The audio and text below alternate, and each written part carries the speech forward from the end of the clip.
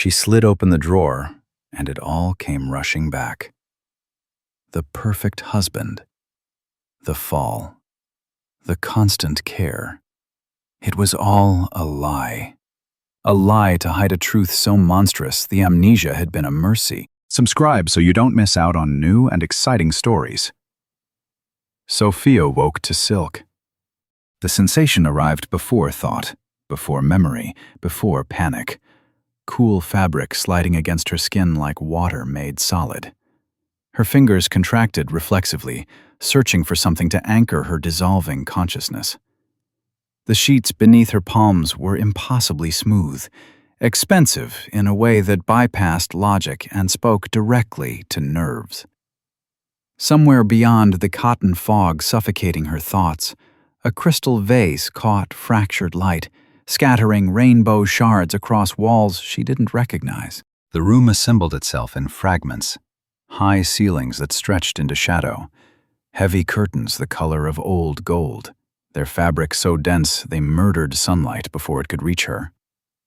Furniture that belonged in a catalog for people who measured wealth in silence, dark wood gleaming with the kind of polish that required devotion. Everything precise, everything deliberate, everything wrong. Her skull housed a metronome of agony.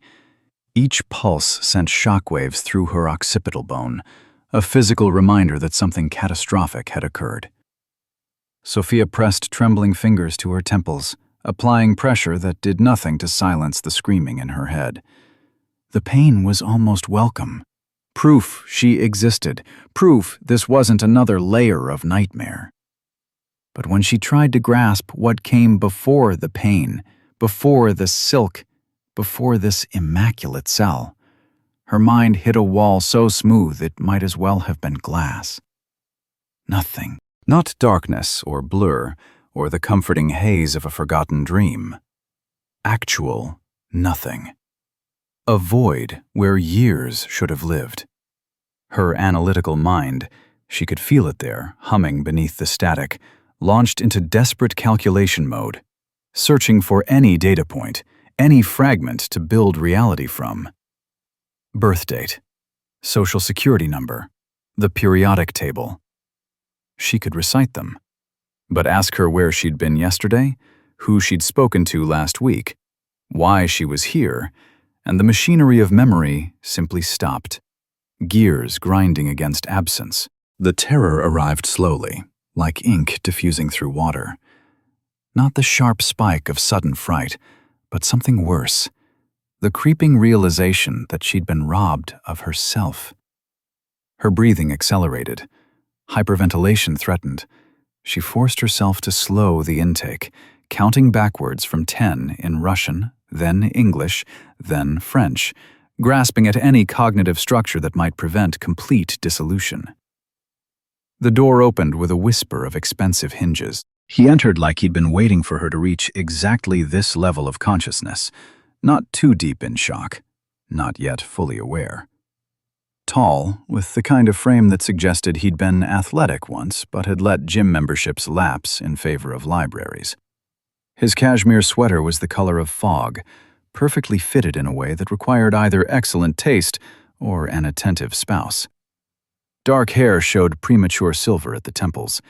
His face might have been handsome if exhaustion hadn't carved trenches beneath eyes that were too warm, too liquid with concern. Sophia. Her name in his mouth felt like an accusation.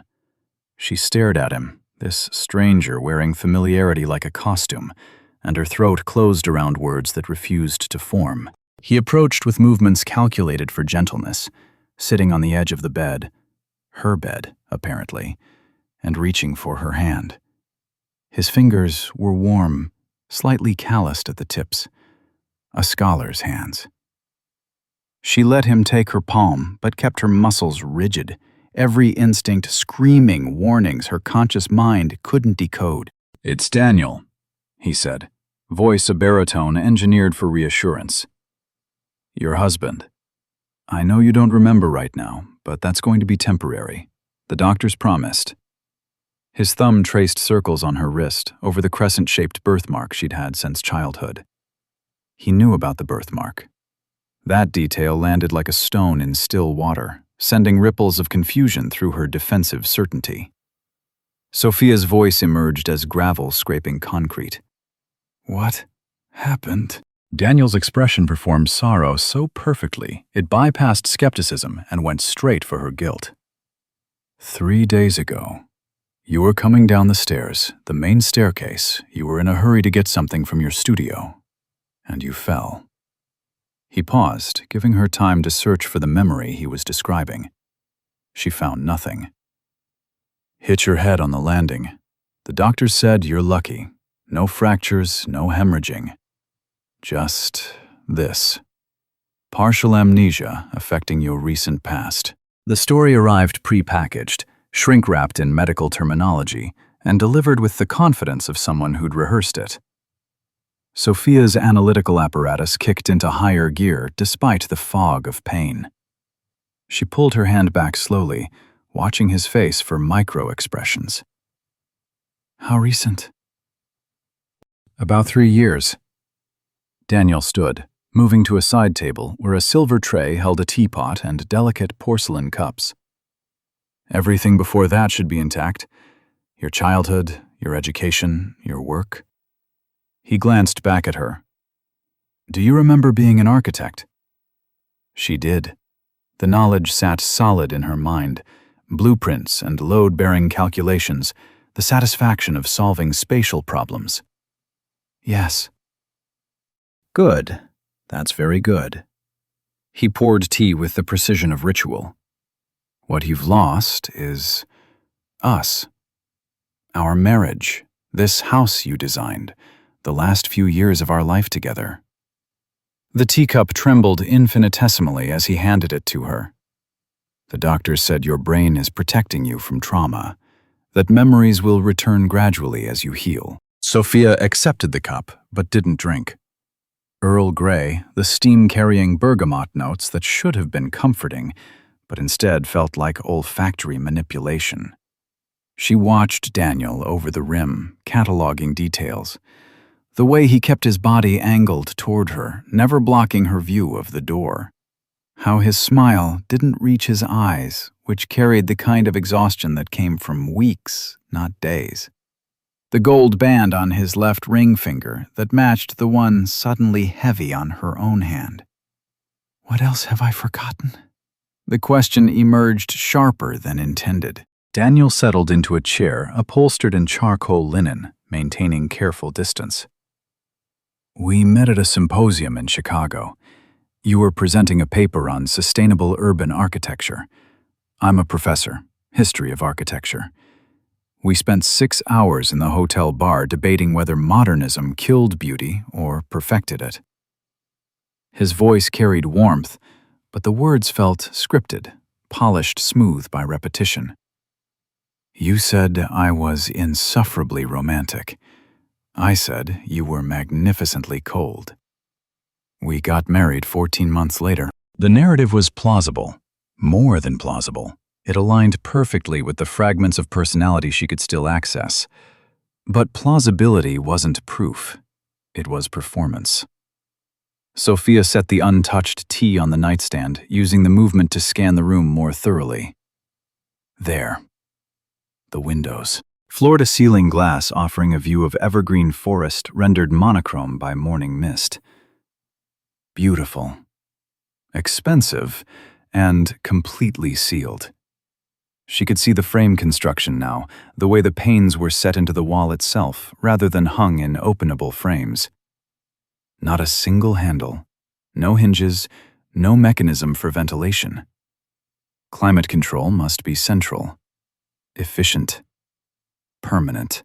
Her gaze moved to the door through which Daniel had entered. Solid core, premium hardware. She'd heard the sound when it closed. Not the simple click of a standard latch, but something heavier. Electronic.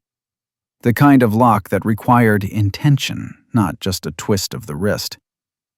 Why can't I open the windows? Sophia kept her voice level, conversational. A simple question from a curious patient. Daniel's pause lasted a fraction too long. Building code compliance. The house sits on a steep slope. The windows are technically 2 stories up. Fixed glazing was the requirement for that size opening. He smiled. You were very particular about maintaining the clean lines without divided lights.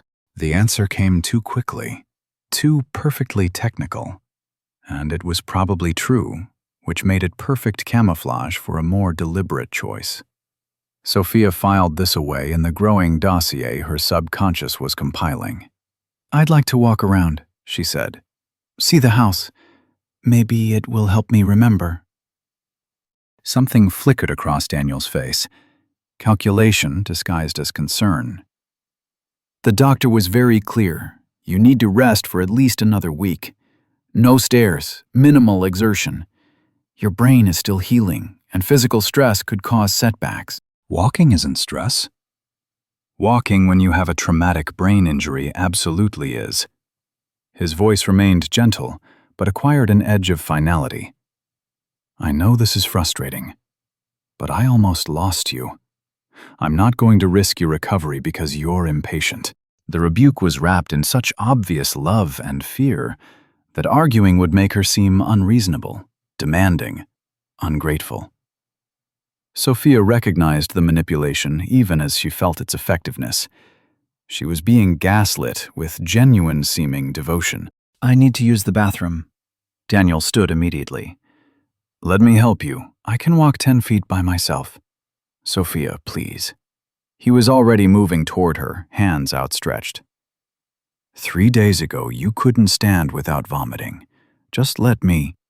She pushed herself upright before he could reach her, a small act of defiance that cost more than she wanted to admit. Her vision swam. The room tilted 15 degrees starboard. Only her white-knuckled grip on the headboard kept her from collapsing back into the pillows. Nausea rolled through her gut, and for one horrifying moment, she thought she might prove Daniel right by evacuating the contents of her stomach across the pristine hardwood. He caught her elbow, his grip firm but not painful. Stubborn as ever, he murmured, but there was no humor in it. Just infinite patience layered over something that might have been resignation. He guided her to a door she hadn't noticed, opened it to reveal a bathroom that belonged in an architectural magazine. Floating vanity, rain shower, hexagonal tiles in graduated grays. I'll be right outside, Daniel said. The door closed. No lock. Of course no lock. Sophia braced herself against the sink, staring at the stranger in the mirror. Hollow-eyed, pale, with the kind of fragility that came from prolonged illness or trauma. A thin scar bisected her left temple at the hairline, barely healed. Evidence of the fall Daniel described. Or evidence of something else. She traced it with one finger, applying pressure, trying to wake any cellular memory of impact, of pain, of falling. Nothing. She completed her business and washed her hands with water so hot it bordered on painful, needing the sensation to prove she could still feel something real. The towel was Egyptian cotton. The soap dispensed from a brushed nickel pump. Every single item in this bathroom cost more than it needed to, chosen for aesthetic rather than function. When she opened the door, Daniel was exactly where he'd promised, waiting, patient as stone. He helped her back to bed, tucked the silk sheets around her legs with the practiced care of someone who'd done this many times, and retrieved a small white pill from his pocket. Pain medication. It'll help with the headache and let you rest. Sophia stared at the tablet resting on his palm. What is it? Prescription painkiller, very mild. He offered a glass of water. You've been taking them since the accident. I don't want to sleep. What she didn't say, I don't want to be unconscious with you in the room. I don't trust what happens when I can't protect myself. Daniel's smile was impossibly sad. You need to sleep. That's how brains heal. Please, Sophia, don't fight me on this. The request was so reasonable, his concern so evident, and she was so tired, her head pounding with each heartbeat, her thoughts fragmenting under the weight of confusion and fear. What if she was wrong? What if this exhaustion, this paranoia, was the actual symptom, and the pill was the cure? She took it, placed it on her tongue, swallowed it with water that tasted faintly metallic, like old pipes or blood. Daniel's shoulders dropped infinitesimally, relief he couldn't quite hide. Rest now. I'll be in my study if you need anything. Just call for me. He left. The door closed with that telltale electronic click. Sophia waited, counting her respirations, feeling the medication begin its work. The pain didn't disappear so much as become irrelevant, her relationship to it softening, like edges blurred by Vaseline on a lens. Her thoughts, previously sharp despite the amnesia, grew cottony. Resistance seemed suddenly exhausting. Why fight? What was she fighting against? Daniel loved her. The room was beautiful. She was safe. No, that wasn't her thought. That was the drug thinking for her. Sophia dug her fingernails into her palms, using pain to maintain a toehold in lucidity. She had maybe 20 minutes before the medication pulled her under completely. She needed to use them. With movements that felt like swimming through honey, she slid from the bed. Her legs were more cooperative this time, or maybe she'd just stopped caring if she fell. She went to the door, pressed her ear against the wood. Silence. Her hand found the handle, tested it. Locked. Obviously locked. But she needed to confirm, needed the physical evidence that this wasn't paranoid delusion, but documented reality. The windows next. She approached them like a supplicant approaching an altar, running her fingers along the seam where glass met frame. Not even a crack for air. The construction was seamless, permanent. She pressed her palms against the cold glass, staring out at the forest that might as well have been a photograph for all the access it provided. A bird, some kind of crow, landed on a branch directly in her sightline. It cocked its head, regarding her with one obsidian eye. Sophia had the irrational urge to bang on the glass, to shatter this perfect seal and let chaos in. Instead, she watched the bird preen, completely free, completely indifferent to her captivity. The medication was winning. She could feel herself dimming, thoughts scattering like marbles across a tilted floor. Sophia stumbled back to bed, her body making the decision before her mind could protest. As consciousness began its slow fade, one thought crystallized with perfect clarity. Daniel had been lying.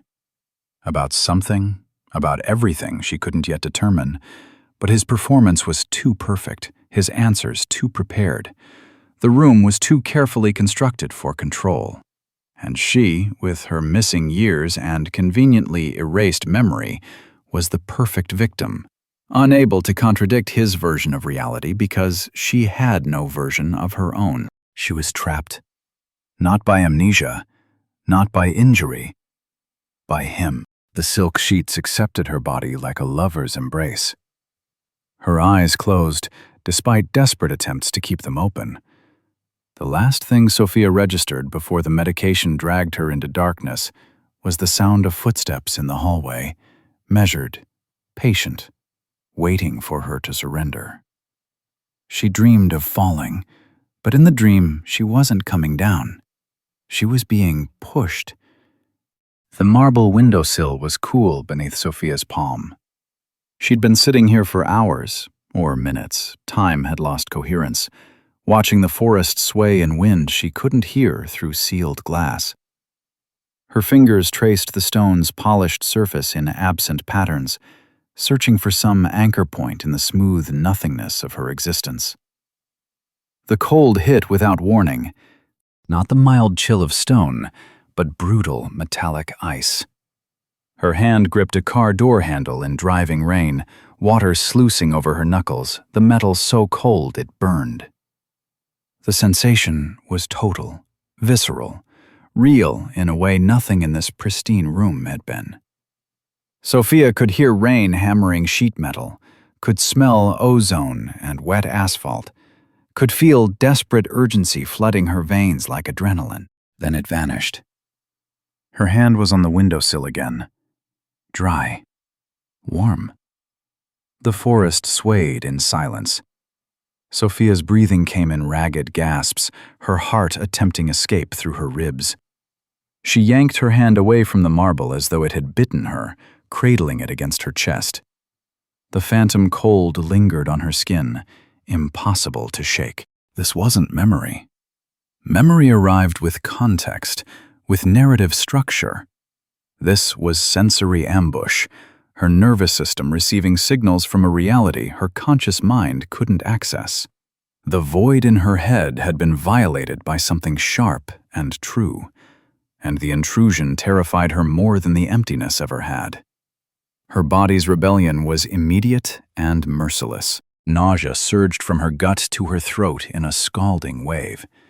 The room tilted 30 degrees, the furniture sliding across her vision like items on a ship's deck in a storm. Sophia lunged for the wall, her legs suddenly made of water, her inner ear convinced the floor was falling away beneath her. Cold sweat erupted across her skin. Her teeth chattered despite the room's perfect climate control. The shaking was worst. Her hands vibrated like tuning forks, the tremors radiating up her arms, through her torso, making her bones rattle against each other. She'd lost control of her own nervous system.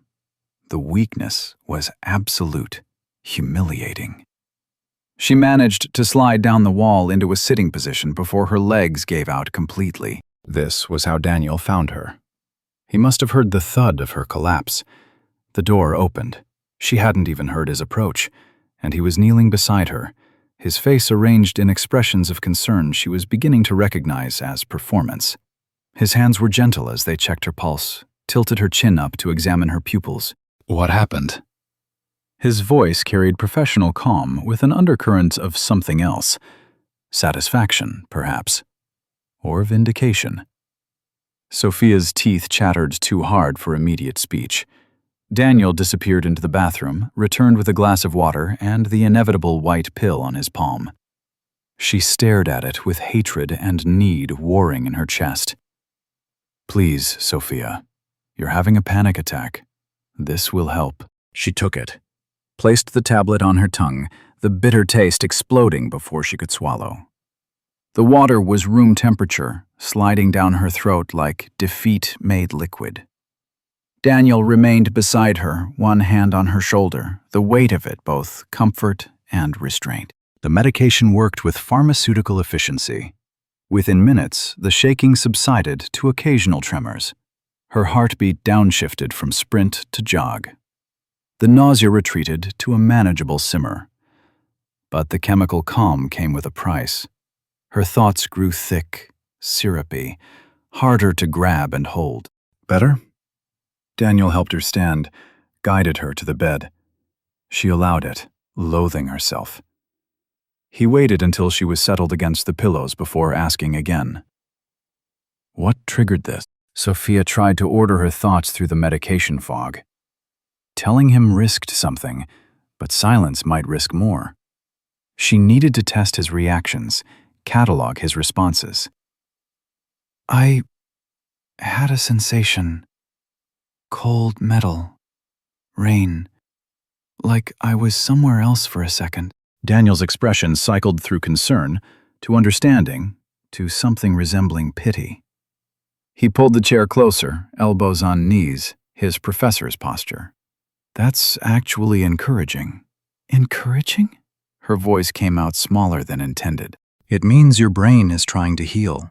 Trauma specialists call these phantom reconstructions. Your mind is attempting to fill the gaps, but without the actual memories to draw from, it creates these vivid sensory fragments. They feel real because the neural pathways are real, but the content?" He shook his head. "The content is essentially fiction. Your brain inventing stories to explain the void." The explanation arrived pre-packaged, wrapped in medical terminology and delivered with the authority of someone who'd researched this thoroughly. It should have reassured her. Instead, it felt like being buried alive in cotton batting. "How do I tell the difference?" Sophia asked. "Between real memories and inventions?" "You can't. That's the challenge." Daniel reached over, squeezed her hand. "That's why you need to trust me. I was there. I remember. Let me be your external hard drive until your system reboots properly." The computer metaphor was meant to appeal to her analytical side. It succeeded in making her skin crawl. She manufactured a weak smile, nodded, closed her eyes. Daniel interpreted this as exhaustion and withdrew, murmuring something about letting her rest.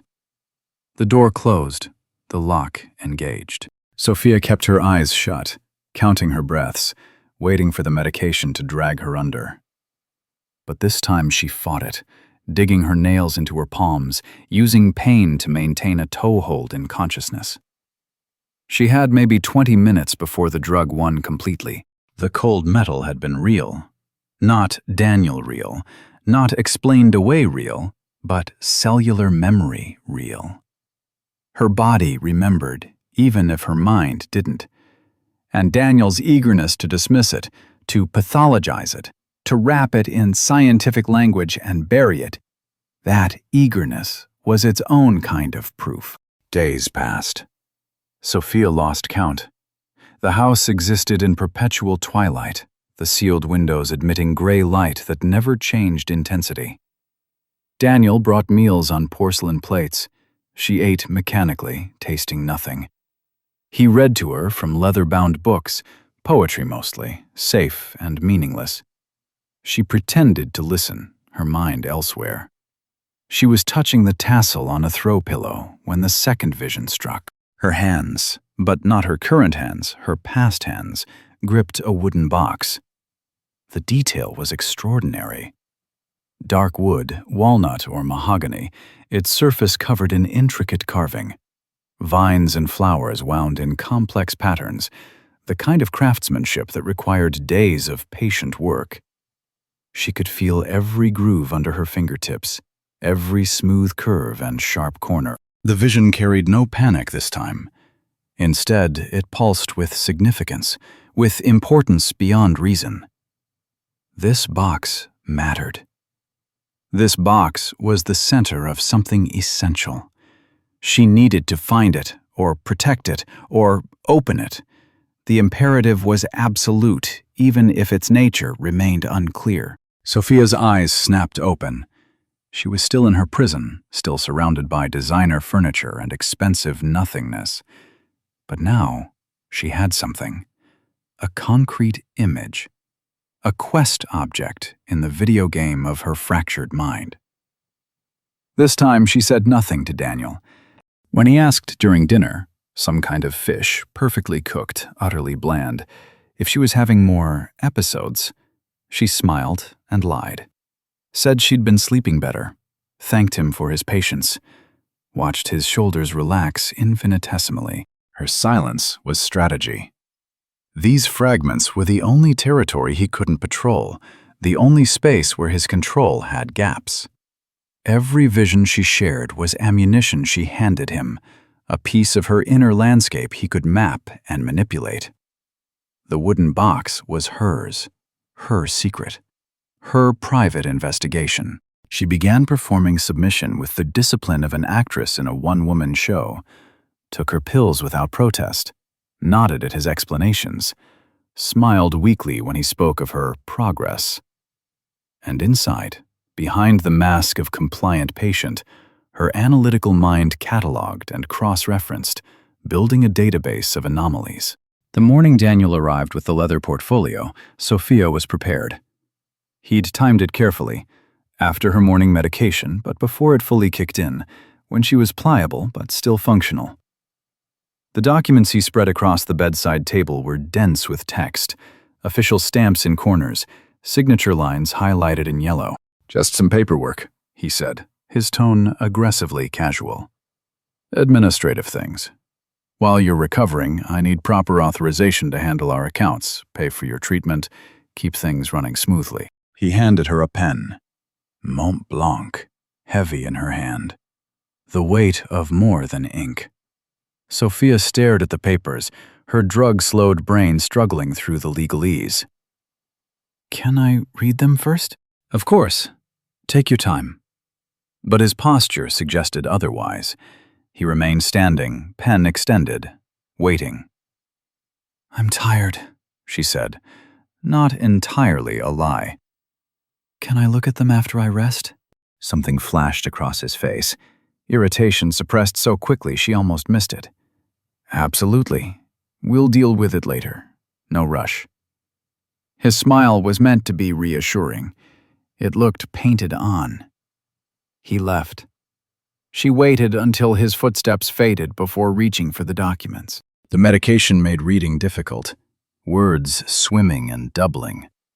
But her professional training, years of scrutinizing contracts, identifying buried clauses, pushed through the chemical fog. She ignored the preamble, scanning for operative language. Irrevocable power of attorney. Full and unlimited right of disposal. Without need for additional consultation or consent. Sole discretion regarding medical decisions, financial transactions, and property management. This wasn't paperwork. This was abdication. Complete legal erasure of her agency, her autonomy, her existence as a decision-making entity. Sign this, and Daniel became her in the eyes of every institution, every law, every system that defined personhood through capacity to act. The walls of her cage were becoming visible, not metaphorical anymore, contractual, legally enforceable. That night she dreamed of drowning in silk. She woke, gasping, Daniel's hand on her shoulder, his voice murmuring meaningless comfort. When her breathing steadied, she made a decision. Testing, probing for reaction. I had a strange dream, she said, keeping her voice dreamy, uncertain. About a wooden box. It had carvings all over it, really detailed. Flowers and vines. The change in him was microscopic but unmistakable. His hand on her shoulder tightened fractionally. His breath caught for half a second.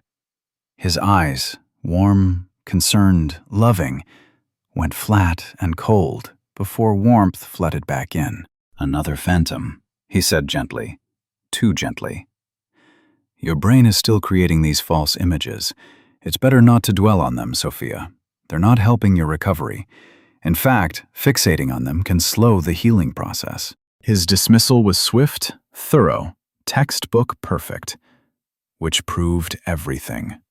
The box existed. Daniel knew about the box, and he desperately needed her to stop looking for it. Sophia nodded, yawned, let her eyes close, pretended the conversation had exhausted her, felt him relax beside her, his guard lowering. She'd found his pressure point. Now she needed to stop pushing it until she was ready to strike. The next days, she played her part with Oscar-worthy commitment. Complained less, smiled more, picked at the documents once, said her hand was too weak to hold the pen properly, promised she'd sign tomorrow. Daniel's vigilance softened. He left her alone for longer stretches, stopped watching her quite so intensely. She was alone, staring at nothing, when the third fragment detonated in her skull. No images this time, pure sensory assault. The smell hit first, sharp, chemical, the distinctive ozone and bleach reek of industrial disinfectant, the kind hospitals used, the kind that burned your sinuses and coated your tongue. Then the sound. A scream. Male, raw, stripped of everything human except pain. Not a word or a shout, but pure vocal cord destruction, the sound a body makes when it's being unmade. The echo of it vibrated in her bones, in the hollow spaces of her chest, resonating with some frequency her cells recognized, even if her mind didn't. Catastrophe. There had been catastrophe. When the vision released her, Sophia was shaking again, but differently. Not panic. Recognition. Her body knew this trauma, even if her brain had locked the files. Something terrible had happened. Something that left screams and chemical smells burned into her neurons. The leather portfolio lay on the table where Daniel had left it, waiting. Two paths diverged in front of her with crystalline clarity. Path 1. Surrender. Sign the papers. Accept his version of reality. Admit she was broken beyond self-repair and needed someone else to operate the machinery of her life. The golden cage would remain golden. The medication would keep coming. The questions would stop mattering. She could float in chemical twilight until her brain either healed or didn't, and either way, Daniel would be there, managing her, maintaining her, controlling every variable. Safe. Prisoner. Erased. Path 2. Trust the phantoms. Trust the cold metal and the carved box and the screaming. Trust that her analytical mind, even shattered, was trying to lead her somewhere true. Find the box. Decode the fragments. Risk everything, sanity, safety, the tenuous stability Daniel offered, on the chance that the truth, however horrifying, was better than this gilded oblivion. Freedom. Maybe death. Possibly insane. Sophia chose insanity. She would not sign. She would find the box. The decision settled into her bones with the weight of commitment, transforming her from passive victim into active agent. She had a concrete goal now, a target for her architect's mind to focus on. The box existed somewhere in this house. Daniel's house. But also her house. She'd designed it, he'd said. Which meant somewhere in the blueprint memory her training couldn't erase, she held the map. Secret places. Hidden spaces. Every architect built them, consciously or not. Gaps between official drawings and actual construction. Places for things you didn't want found. She began cataloging the space she could access. Her prison was luxurious but small. Bedroom, bathroom, the hallway outside her door. Daniel's study was across the corridor. She'd never seen inside it. The locked door taunted her daily, its expensive hardware mocking her weakness. Below, the first floor sprawled open. She'd glimpsed it during her brief, supervised walks. Living area, kitchen, glass walls facing the forest, and somewhere, a staircase. The staircase. The site of her alleged fall, her supposed trauma, the origin story of her amnesia. The box was in Daniel's study. Her instinct was absolute. That's where secrets lived in any house, in the private space of the keeper of secrets. She needed him gone. Needed more than 15 minutes while he made coffee. Needed hours. Days, ideally. But she'd settle for whatever opening presented itself. Sophia arranged her face into patient suffering and waited for her chance. Daniel appeared in the doorway, already dressed for the city. Charcoal suit, crisp white shirt, the uniform of a man with important obligations. His voice carried its usual careful warmth as he explained the meeting, unavoidable, urgent, something about the university requiring his signature. Sophia watched him from the bed, her face arranged in docile understanding. "I'll be gone most of the day." He approached, setting a glass of water on the nightstand beside the pill organizer. Morning dose already extracted, the white tablet waiting like a period at the end of a sentence. "You'll be all right?" "Yes." Her voice emerged small, sleepy, the performance she'd been perfecting for days. "I'll rest." Something flickered in his eyes, concern wrestling with necessity. He leaned down, kissed her forehead. His lips were warm, but his cologne smelled like expensive lies. "Take your medication. I'll call to check on you." Sophia nodded, smiled weakly. Watched him hesitate at the door, his scholar's hands gripping the frame as though physically restraining himself from staying. Finally, he left. His footsteps receded down the hall, descended the stairs. The front door opened and closed with mechanical precision. She waited, counting heartbeats, tracking the sound of his car starting, the crunch of tires on gravel fading into distance. The house settled into silence, not the oppressive quiet of surveillance, but the hollow emptiness of true solitude. Only then did Sophia reach under her pillow and retrieve the morning's pill, still dry, adding it to the small collection she'd been accumulating. Her window had arrived. Standing required negotiation with a body that had forgotten how to cooperate. Sophia swung her legs over the edge of the bed, and the room immediately tilted 30 degrees. Nausea surged. Her muscles, atrophied from days of enforced rest and chemical sedation, screamed protest at being asked to bear weight. She gripped the nightstand, white-knuckled, waiting for the vertigo to subside. It didn't. The floor continued its slow rotation, her inner ear convinced gravity had become optional. Cold sweat erupted across her skin, soaking through the silk pajamas Daniel had dressed her in like she was a doll. This was the cost of sobriety. Her body, accustomed to the medication's chemical cushion, was staging a violent rebellion against its absence. Every nerve ending fired wrong signals. Her hands trembled with fine motor tremors. The pounding in her skull suggested someone was using her brain as an anvil. Sophia forced herself upright, took one step, another. Each movement was warfare against her own physiology. She grabbed furniture for support, the chair, the dresser, and the doorframe, pulling herself forward through sheer, stubborn will. Her architect's mind, still sharp beneath the pharmaceutical fog, calculated angles and distances, plotting the most efficient route through her weakness. The hallway stretched before her like a challenge. She navigated it in stages, pausing to breathe, to convince her stomach not to evacuate, to beg her legs for one more step. The wall became her crutch. Without its support, she would have collapsed. But she didn't collapse. She moved forward. The first floor opened below her. Living room, kitchen, dining area flowing into one another in the open plan she'd designed in some forgotten life. Sophia descended the stairs with agonizing slowness, gripping the steel railing, trying not to see through the gaps in the floating treads to the void beneath. She began her search methodically, forcing discipline through the pain.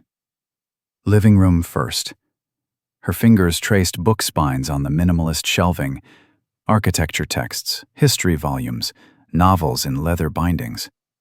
She checked behind the frames of abstract art, opened the drawers of the media console to find them empty, pristine, as though never used.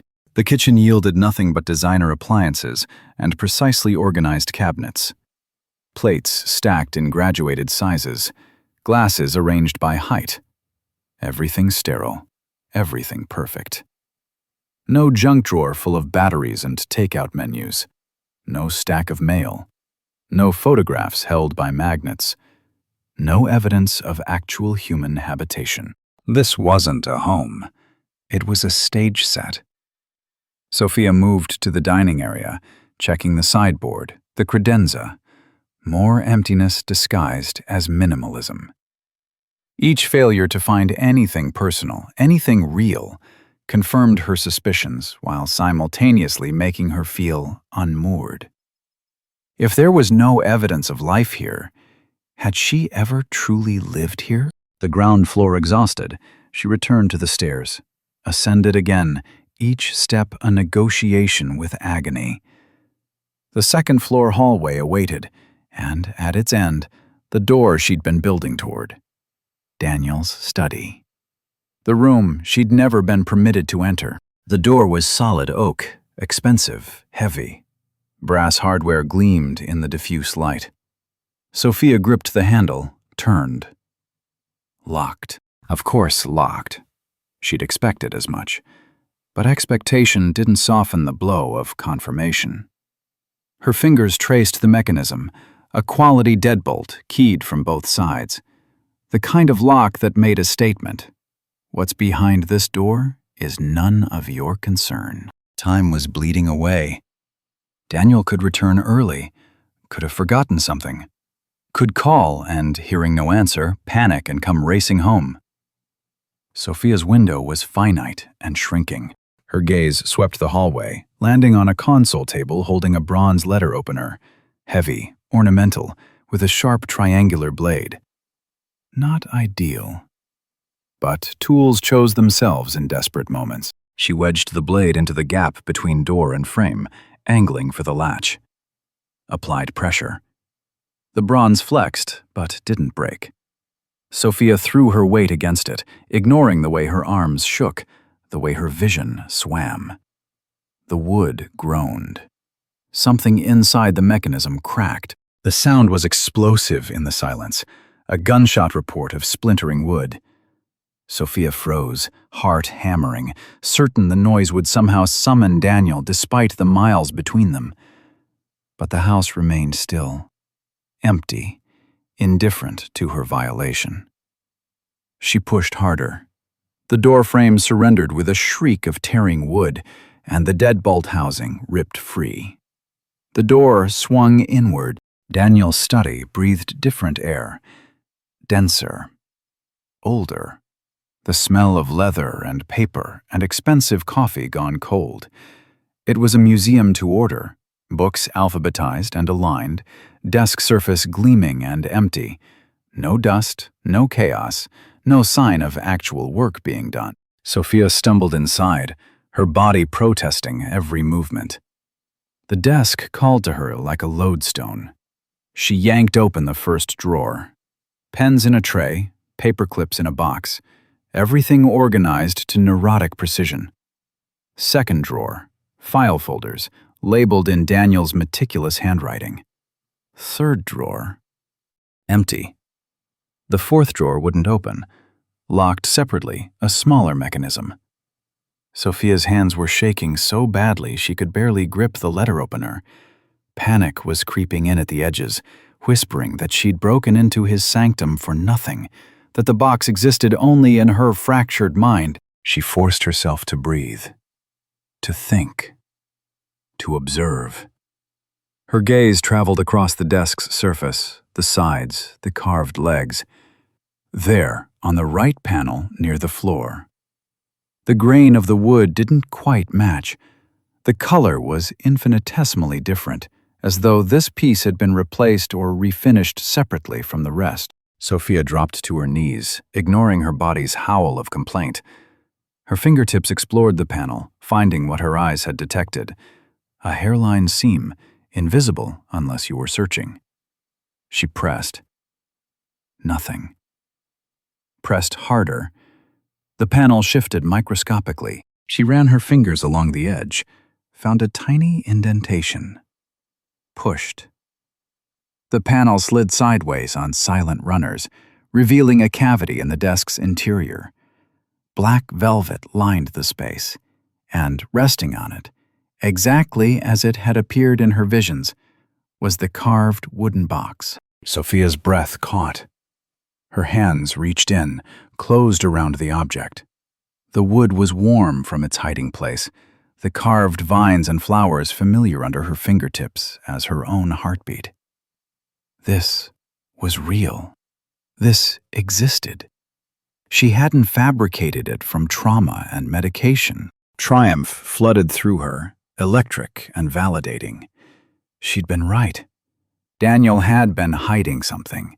This box was the proof, the key, the answer to why he'd imprisoned her in pharmaceutical fog and beautiful lies. Inside would be the evidence.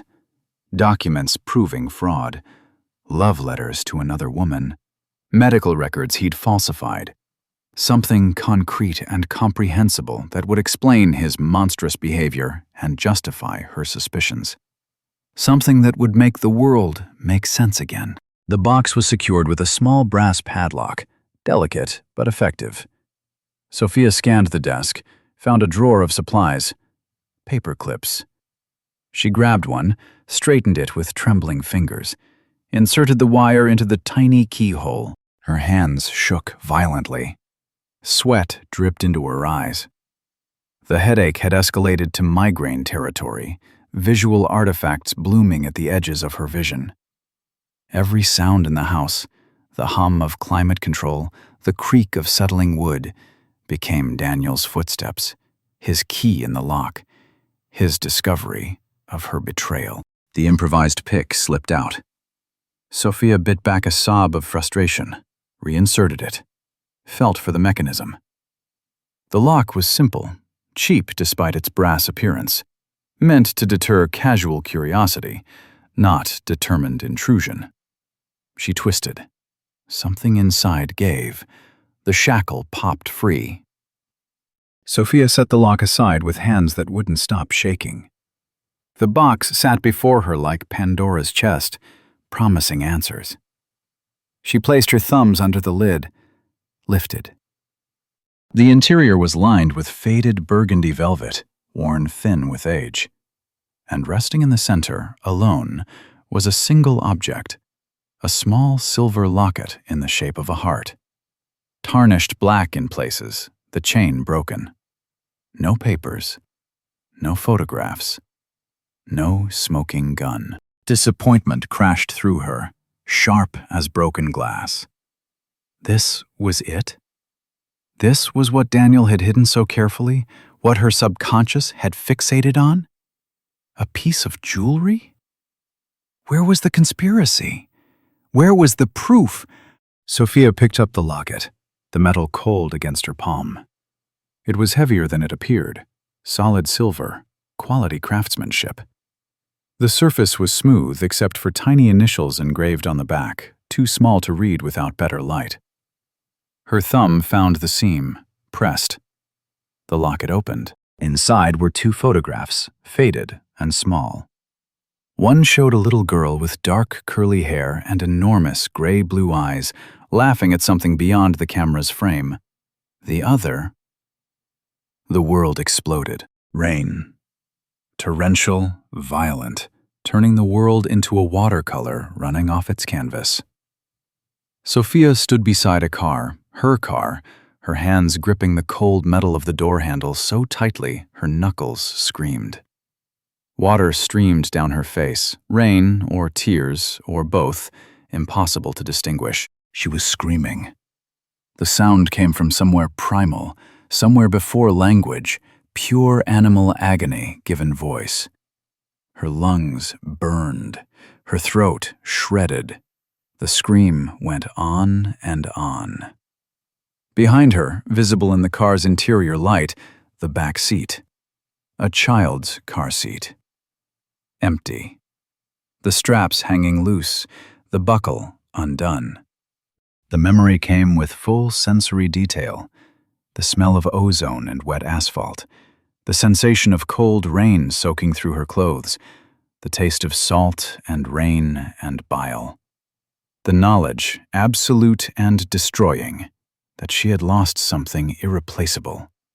That she had failed at the one job that mattered most. Sophia collapsed on the study floor, the locket falling from nerveless fingers.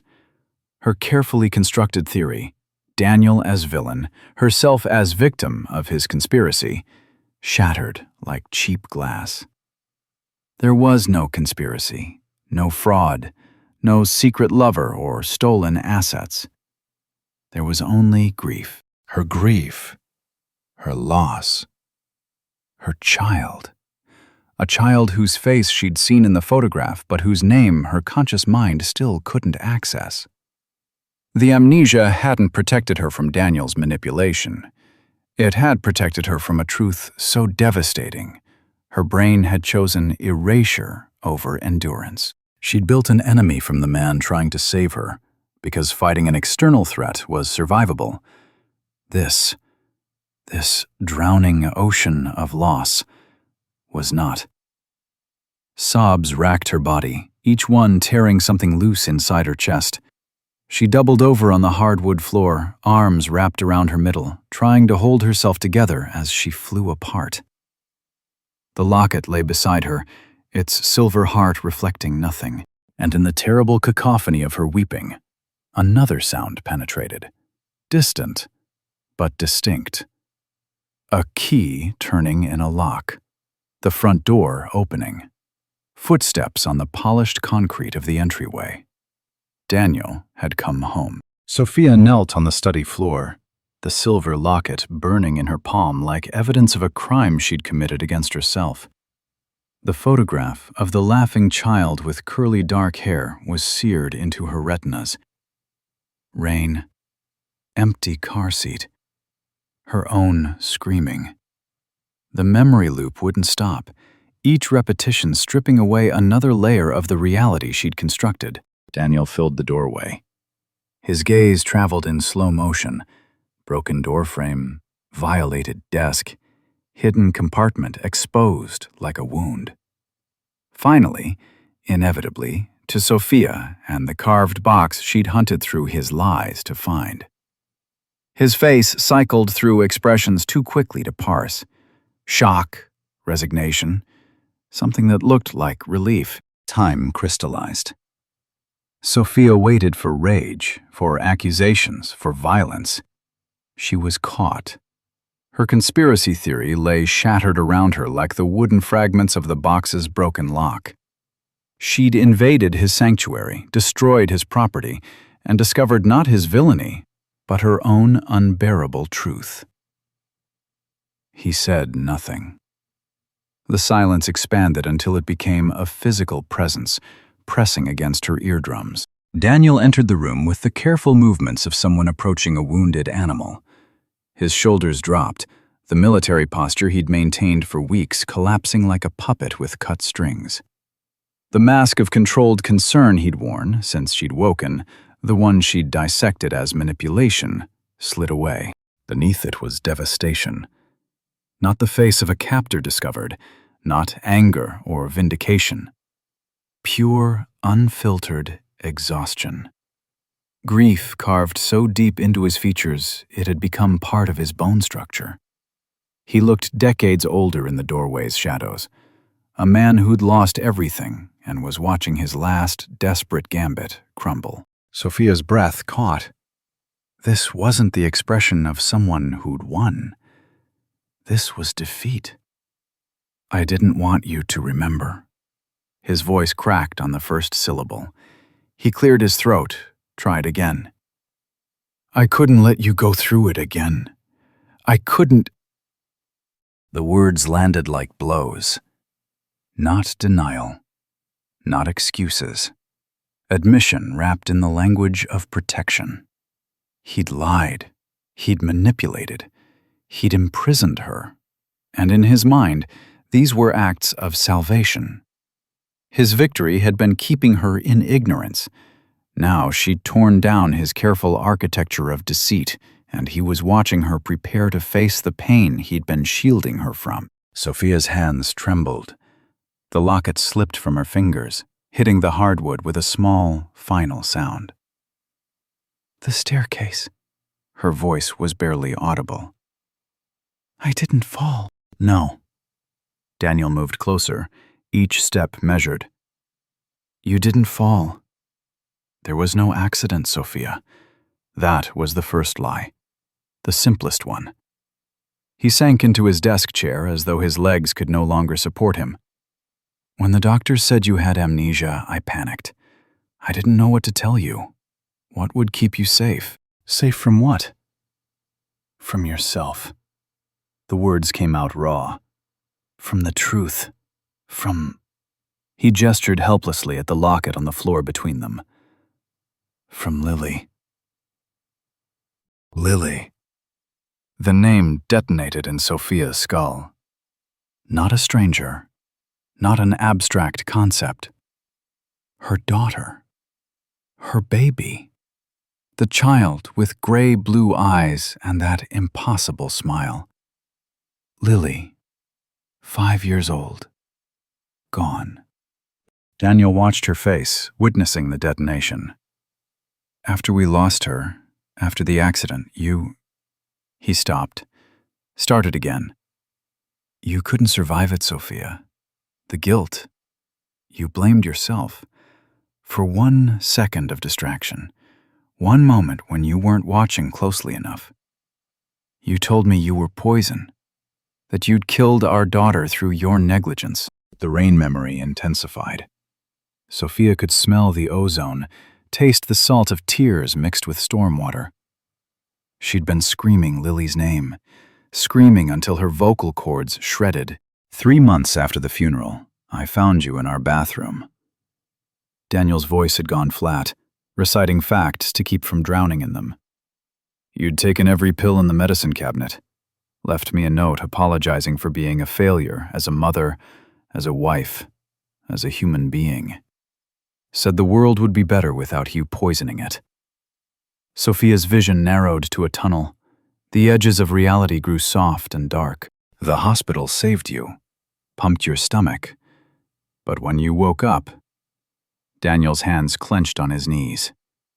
You didn't remember Lily. Didn't remember the accident, or your attempt, or the 3 months of your grief spiral. Your brain had erected a wall. The psychiatrist called it dissociative amnesia, a protective mechanism. Your mind chose forgetting over dying. The pieces assembled themselves with brutal clarity. The amnesia wasn't his weapon. It was her shield. Her own psychology had performed emergency surgery, amputating the memories, threatening to kill her. So you lied. Sophia's words came out accusatory. She needed them to be. Needed him to still be the villain. I panicked. Daniel met her gaze without flinching.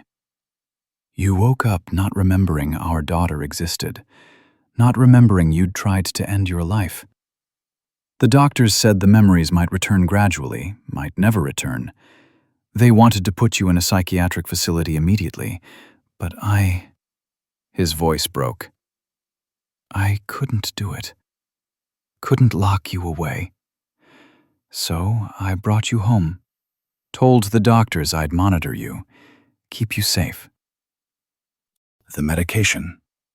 Prescribed by your psychiatrist, powerful sedatives, anti-anxiety medication, antidepressants. You were supposed to be in a controlled environment with 24-hour supervision. He rubbed his face roughly. Instead, I became your prison guard, kept you medicated enough that you wouldn't hurt yourself, locked the doors so you couldn't wander, removed anything sharp, anything that could become a weapon against yourself. The golden cage recontextualized itself, not malicious imprisonment. Desperate, clumsy suicide prevention by someone with no training and infinite terror. The documents! Sophia's analytical mind grasped for concrete details, trying to maintain structure while her foundation crumbled. The power of attorney! Daniel retrieved the leather portfolio from where it had been left on the nightstand days ago, opened it, passed it to her with steady hands. Sophia read the header. Not a transfer of assets. An admission contract for Clearwater Haven, a private psychiatric facility specializing in severe trauma and suicidal ideation. Voluntary commitment requiring patient signature. Estimated treatment duration, 6 to 12 months. I couldn't do it anymore. Daniel's admission was barely audible. I'm not a doctor. I'm not a therapist. I was trying to protect you by keeping you isolated and sedated, but I was also losing you. The woman I married was still gone, hidden behind pharmaceutical fog. I needed professional help, needed to put you somewhere they could actually heal you instead of just containing you. Every detail of her imprisonment rewrote itself. The locked doors weren't about control, they were about preventing another attempt. The sealed windows weren't to keep her in, but to keep danger out. The medication wasn't to suppress her will, but to quiet the suicidal ideation her conscious mind didn't remember. The isolation wasn't punishment. It was quarantine against triggers. You should have told me. But even as Sophia said it, she understood why he hadn't. The truth was the trigger. The knowledge of Lily's death and her own suicide attempt was precisely the information most likely to provoke a repeat performance. How? Daniel's laugh was bitter, broken. How do I tell an amnesiac that she tried to kill herself because she lost her daughter? That her amnesia is her brain's last defense against destroying herself? Every scenario ended with you in danger. He leaned forward, elbows on knees, the posture of confession. I convinced myself I could create a safe space, a clean environment with no reminders. I removed every photograph, every toy, every object connected to Lily. Made the house a blank slate. Fed you the staircase story because it was simple and plausible, and most importantly, not your fault. Sophia processed this with the cold clarity of shock. The sterile perfection of the house wasn't aesthetic choice. It was erasure. Every personal object removed, every photograph hidden, every trace of their daughter eliminated to prevent Sophia's memory from latching onto something and pulling the whole truth into consciousness. But the box. She looked at the carved wooden container, now empty except for the locket. You kept it. Kept her locket. I couldn't destroy everything. Daniel's voice cracked completely. I couldn't erase her entirely. That box was hers. A jewelry box I bought for her 4th birthday. The locket was yours, a gift from your mother with both your photos inside. Lily wore it constantly, called it her matching necklace because we matched. His face contorted with suppressed emotion. When she died, she was wearing it. They gave it to me at the hospital with her other effects. I couldn't. I had to keep something. The box wasn't evidence of conspiracy. It was a shrine. The one allowance Daniel had made to his own grief in a house scrubbed clean of mourning. Sophia's analytical mind continued its work, despite the tidal wave of emotion threatening to drown it. The fragments assembled into coherent narrative. The flash of cold metal, the hospital gurney she'd woken on after her stomach was pumped, the smell of chemical disinfectant, the psychiatric ward, the male scream, Daniel's voice when he'd found her dying on the bathroom floor. Her visions weren't memories of Daniel's crimes. They were her own trauma, bubbling up through the pharmaceutical suppression and psychological barriers. I thought you were the monster. The words tasted like ash. I built this entire theory. You were keeping me prisoner, stealing my assets, gaslighting me into helplessness. Every kind gesture was manipulation. Every concern was control. You weren't wrong. Daniel's honesty cut deeper than any lie. I was doing those things. I was controlling you, medicating you into compliance, removing your agency. The fact that I did it out of love and terror doesn't make it right. It makes it worse, probably. Because I knew better, and did it anyway. He stood, moved to the window, putting distance between them. I kept telling myself I was buying time, that eventually you'd be stable enough for professional treatment, that I could taper the medication, reintroduce reality gradually. But every day you didn't remember was a day you didn't suffer. And I'm selfish enough to want that. To want you pain-free, even if it meant keeping you in a cage. Sophia's victory, the one she'd been fighting for, lay ashes in her mouth. She'd wanted to expose his deception, to prove her sanity, to reclaim her autonomy. She'd won. The deception was exposed. Her sanity was intact enough to uncover the truth. She'd broken free of his control. And the prize was drowning in a grief so immense she understood viscerally why her brain had chosen to forget, why her subconscious had erected that wall and stationed guards, why coming back to herself meant coming back to unbearable loss. How did she die? Sophia needed the complete picture, needed to understand the origin point of her destruction. Daniel turned from the window. His face was granite. Car accident. You were driving home from her kindergarten. Storm came up fast. You remember the Pacific Northwest weather. Visibility dropped to nothing. You hydroplaned on a curve, hit a concrete barrier. The impact was driver's side. You had minor injuries. Lily. He swallowed hard. The angle was wrong. The force went through her door. She died instantly. The police, the investigators, the insurance company, everyone said it was unavoidable. Act of God. Weather-related accident with no fault assigned. But I blamed myself. You couldn't forgive yourself for being the one behind the wheel, for being the one who survived. You said you should have driven slower, should have waited out the storm, should have taken a different route. You analyzed every decision leading to that moment and found yourself guilty. Of course she had. Sophia understood herself well enough to recognize the pattern. Her perfectionism, her need for control, her intolerance for mistakes, all the traits that made her an excellent architect, made her a terrible grief survivor. She couldn't accept tragedy without assigning blame, and the only person available to blame was herself. I'm going to remember everything now. It wasn't a question. The wall had a breach. Memories were already flooding through.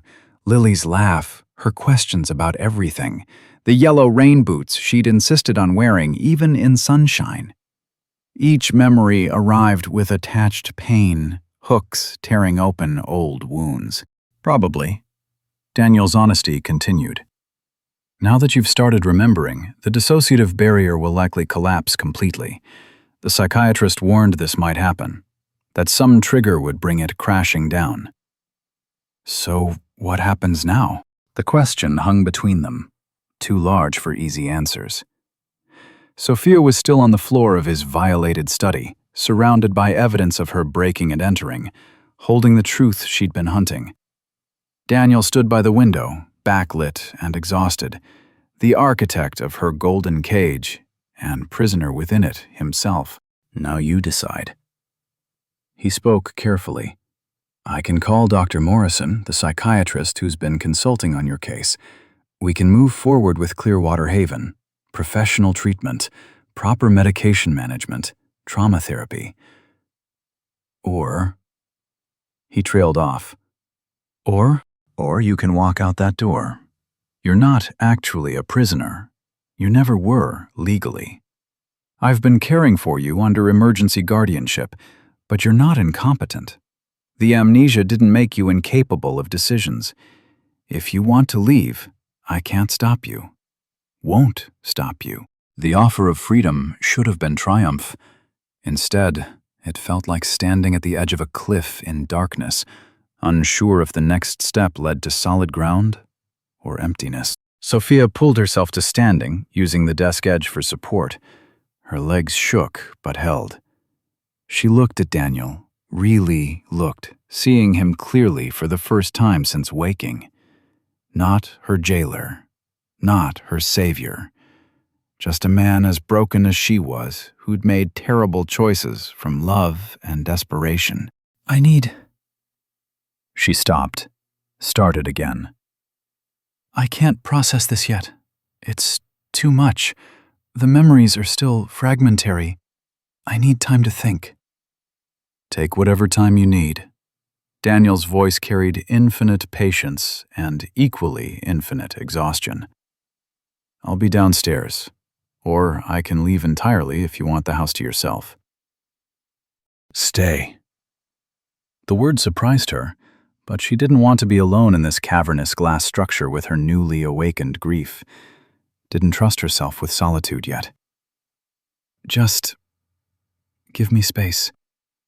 I'll come down when I'm ready. Daniel nodded, moved toward the door, paused in the threshold, his scholar's hands gripping the frame exactly as they had when he'd left for his fabricated meeting earlier.